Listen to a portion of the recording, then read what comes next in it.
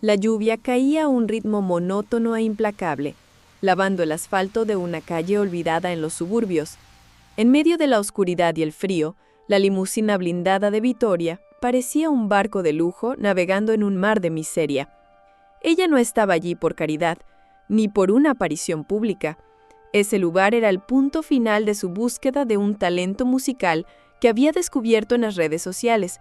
Su chofer, acostumbrado a rutas seguras e iluminadas, estaba tenso. De repente, las luces del coche cortaron una imagen que la hizo paralizarse. No era la imagen de un artista, sino de un niño.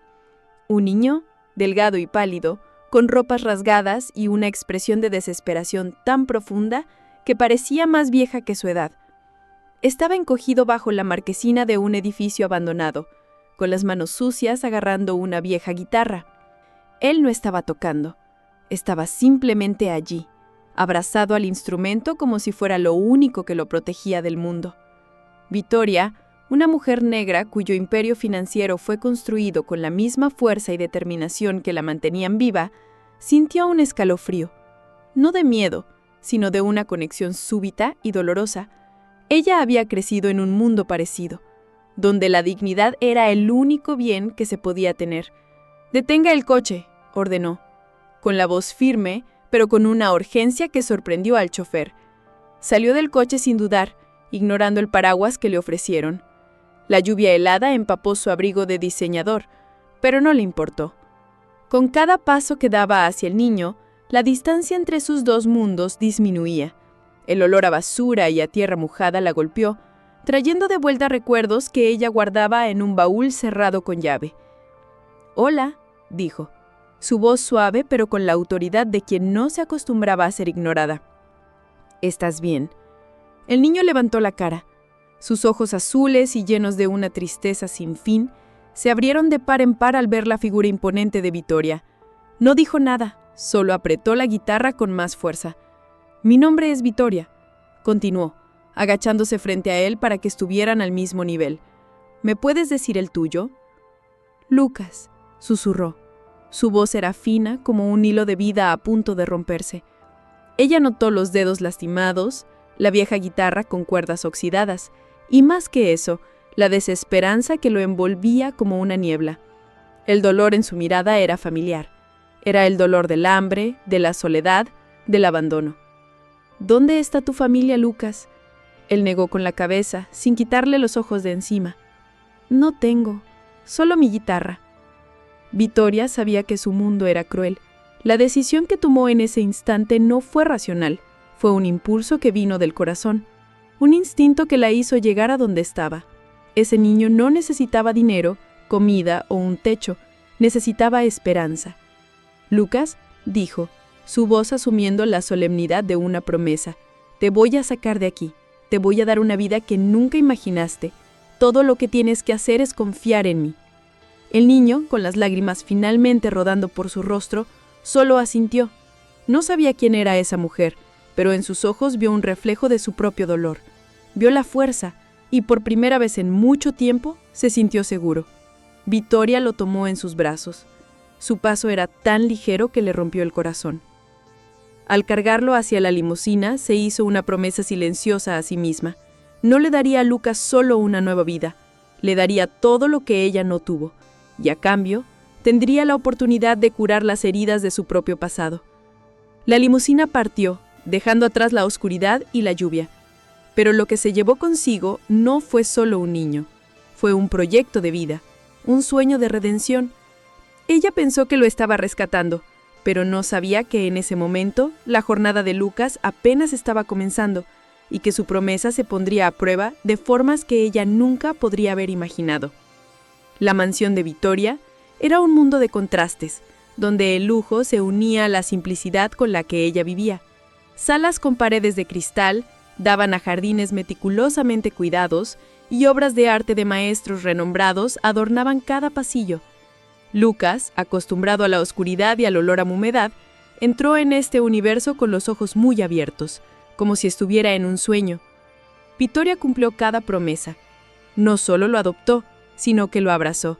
La casa, antes un santuario de silencio y orden, Ahora estaba llena del sonido de risas y del eco de las notas de una guitarra, ahora nueva y brillante.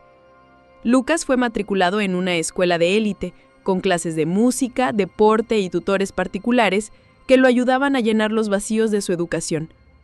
Tenía todo: ropa, juguetes, un cuarto con vista a la ciudad y, sobre todo, el amor incondicional de Vittoria, que veía en él no a un huérfano, sino a un hijo. En los primeros años, Lucas era un chico de ojos brillantes, agradecido por cada gesto. Llamaba a Vittoria mamá con una reverencia que le calentaba el corazón. Ella lo llevaba a conciertos, a museos y lo presentaba a sus amigos, quienes, sin excepción, se enamoraron de su dulzura e inteligencia. Él se adaptó, demasiado rápido tal vez. A los 12 años ya hablaba 3 idiomas. A los 15, su banda de garaje ya tocaba en eventos de la escuela. Lucas era un prodigio, la prueba viviente de que la generosidad de Vittoria era una inversión en potencial humano. Pero, a medida que la adolescencia se instalaba, un cambio sutil comenzó a ocurrir. Las visitas de Lucas a los barrios más pobres para tocar para los niños, que antes eran constantes, se volvieron esporádicas. Empezó a demostrar vergüenza de su pasado. Cuando Vittoria le recordaba sus orígenes humildes, él se retraía. Cambiaba de tema o respondía con un aire de irritación. «Sé de dónde vengo, mamá. No necesitas recordármelo a cada momento», dijo una vez, con un tono de voz que la hizo retroceder. Vittoria, con la sabiduría de quien ya había visto la vida ponerse patas arriba, atribuyó el cambio a la adolescencia. Lo observaba de lejos, intentando entender. Vio que Lucas pasaba más tiempo con los amigos de su nueva clase social, hijos de empresarios y políticos. La conversación de ellos no era sobre música, sino sobre marcas, coches y el próximo viaje de vacaciones. Parecía estarse distanciando de su esencia, abrazando un mundo de privilegios que él no había conquistado. A los 18 años, Lucas recibió un coche de regalo de Vittoria. Era un sedán de lujo, un modelo discreto pero de alto rendimiento. Aceptó el regalo con una sonrisa forzada, pero la alegría en sus ojos no era la misma que cuando había ganado su primera guitarra.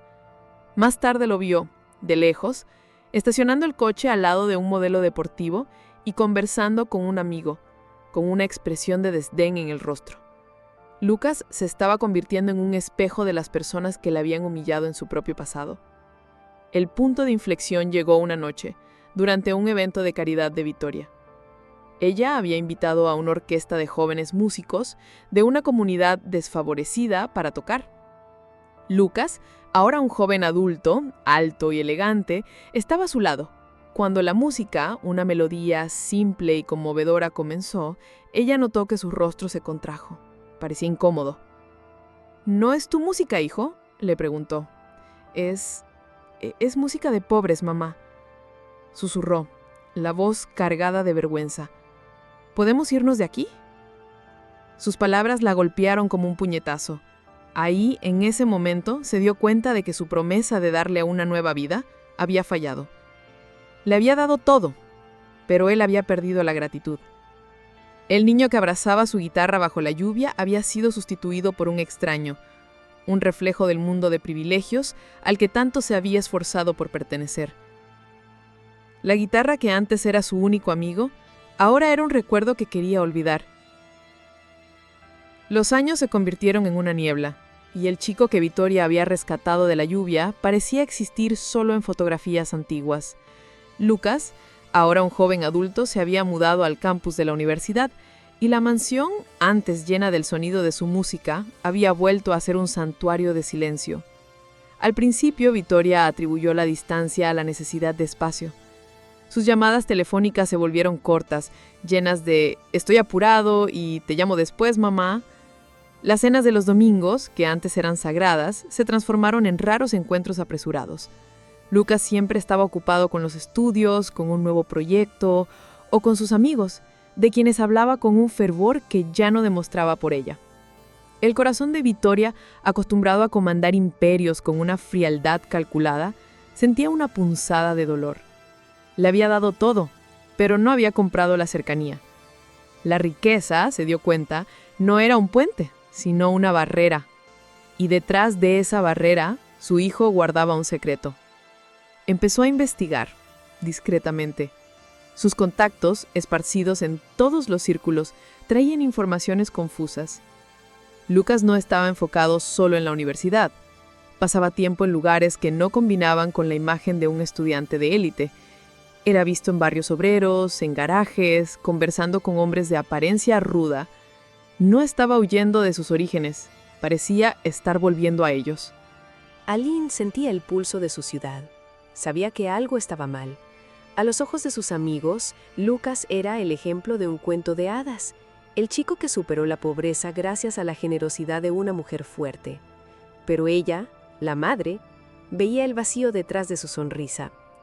La tensión llegó a su punto álgido con una llamada de la universidad. El rector, un amigo personal de Victoria, la llamó para una conversación. No tenía nada que denunciar, pero estaba preocupado. Lucas había faltado a clases cruciales y su rendimiento estaba en caída. Estaba involucrado en un proyecto de tecnología que no formaba parte del currículo oficial y el proyecto era extrañamente misterioso. «Parece atormentado, Victoria», dijo el rector. «Es como si estuviera viviendo una vida que no es la suya». Las palabras del rector fueron un shock. ¿Qué estaba escondiendo Lucas? ¿Qué estaba haciendo en secreto? Victoria sintió que la base que ella había construido sobre la confianza estaba a punto de desmoronarse. No necesitó más señales. La intuición que la hizo millonaria era la misma que le decía que su hijo, el chico que ella había salvado, se estaba hundiendo en algo que ella no podía ver. Aline usó su influencia para conseguir acceso a los registros del proyecto de Lucas. El nombre era vago, el propósito oscuro, pero lo que la dejó en shock fue la lista de inversores. Eran todos nombres de fachada, empresas fantasmas que, ella lo sabía, se usaban para esconder algo. Su corazón, que hasta entonces solo estaba dolorido, se volvió helado. Había una traición en el aire, una traición que la golpeaba no en el bolsillo, sino en su alma. Agendó una cena con Lucas en la mansión, una última cena antes de que la verdad saliera a la luz. Su secreto estaba a punto de revelarse, y la distancia que él había creado ya no sería física, sino una brecha de confianza que ella no sabía si podría llenar. La mesa de la cena en la mansión de Victoria estaba puesta con una perfección que parecía fuera de lugar. El silencio era pesado, lleno solo por el sonido de los cubiertos y por la tensión invisible en el aire. Lucas estaba sentado del otro lado, hablando de sus proyectos académicos con una calma que, a los ojos de Victoria, parecía una máscara. Ella lo miraba, no como una madre que escucha a un hijo, sino como una empresaria que analiza a un rival. «Entonces, ¿qué has estado haciendo últimamente, Lucas?», preguntó, su voz suave pero con un tono que no permitía evasivas. Lucas, con una sonrisa leve, respondió: «Solo lo de siempre, mamá, enfocándome en la tesis. Pero, ¿y tú? ¿Tienes algún proyecto nuevo?». Su pregunta fue un golpe sutil, un intento de cambiar el foco, pero Victoria no cedió. Sintió un dolor agudo. Ese ya no era el chico que la miraba con admiración y gratitud. Ese era un extraño que la veía como un adversario. «Sí», dijo, poniendo el tenedor en la mesa, «recientemente me topé con un proyecto de tecnología llamado Novatec. Están intentando desarrollar un sistema de logística que, coincidentemente, usa la misma base de datos que mi empresa patentó hace 10 años». El sombre de Lucas vaciló. Sus ojos se abrieron de par en par por una fracción de segundo. Intentó mantener la compostura, pero la verdad estaba a punto de salir a la luz. «No sé de qué me estás hablando», dijo, su voz un poco más alta. Victoria se inclinó hacia adelante, su mirada penetrante. «Yo sí sé. También sé que en Novatec fue registrada tu nombre. Sé sobre las empresas fantasmas que están financiando el proyecto y sé que el dinero para la inversión inicial fue transferido de la cuenta que yo creé para ti, Lucas. Mi dinero. Estás usando mi fortuna para intentar robar mi tecnología». Las palabras cayeron sobre él como una sentencia. El aire de la sala pareció enrarecerse. Lucas ya no podía esconder la verdad. Su expresión, antes tan tranquila, dio paso a la furia y a una profunda amargura. «¿Me investigaste?», gritó, las manos cerradas en puños. «Claro que sí. Eres una gran empresaria. ¿Por qué una mujer como tú se preocuparía por un chico como yo, a no ser que para tenerme bajo tu control? El dolor de Victoria se profundizó. La traición no era sobre la tecnología, era sobre el odio que él sentía por ella. ¿Por qué, Lucas? ¿Por qué harías esto?, susurró, la voz quebrada. Te di todo. ¿Dónde está el niño que rescaté bajo la lluvia? La risa de él fue un sonido frío y amargo. Ese chico murió, mamá. Murió en el momento en que me rescataste. La gente no me ve como soy. Soy tu obra de caridad. El chico pobre que la mujer rica salvó. La gente no dice eso. No a ti, no. Pero yo lo escucho, yo lo veo. En los ojos de tus amigos, en la forma en que me tratan, en la lástima que sienten por mí. No ven éxito, ven un proyecto. No soy un hombre, soy un trofeo. Su voz se convirtió en un lamento de frustración y dolor.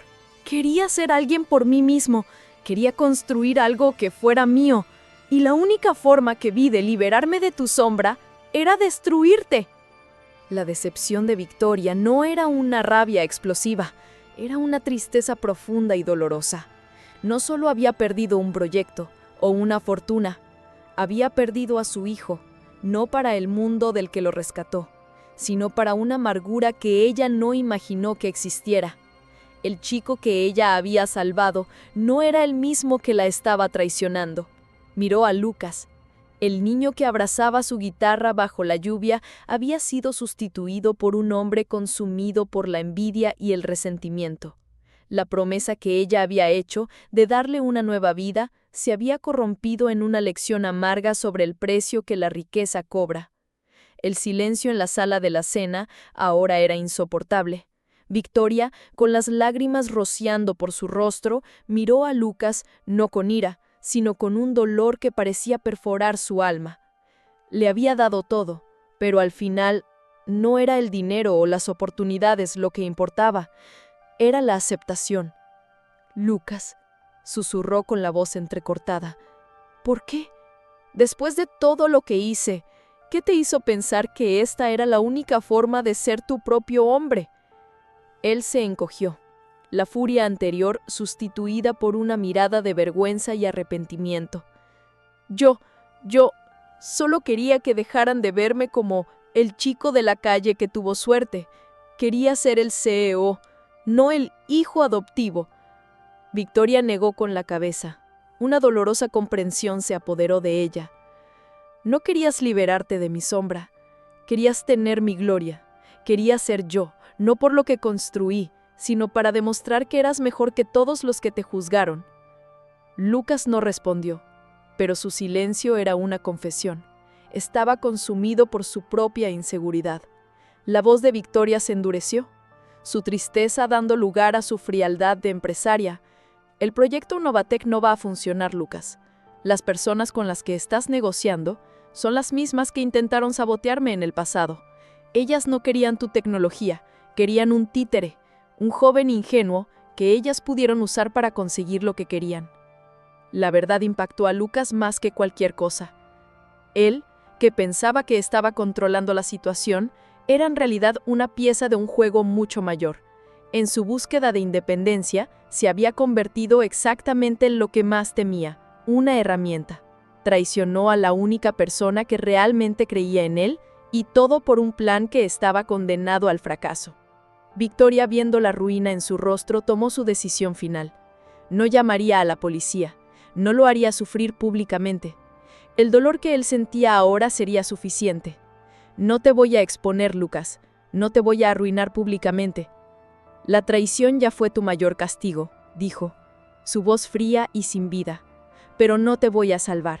Vas a tener que lidiar con las consecuencias de tu ego solo. Aline se levantó de la mesa, el banquete de lujo intacto. Dejó a Lucas solo en el silencio de esa inmensa sala de la cena. El niño que ella había rescatado de la lluvia había muerto para ella, y en su lugar había un extraño, un hombre que en su búsqueda por ser alguien se había perdido por completo. La historia no tuvo un final feliz, no hubo venganza, solo una tristeza silenciosa. Victoria se dio cuenta de que, por mucho que ella pudiera darle un techo a alguien, o darle el mundo, no podía forzarlo a aceptar el amor. El fracaso de Lucas no fue un revés financiero para ella. Fue el recordatorio doloroso de que el amor, la mayor de todas las inversiones, no tiene garantía de retorno.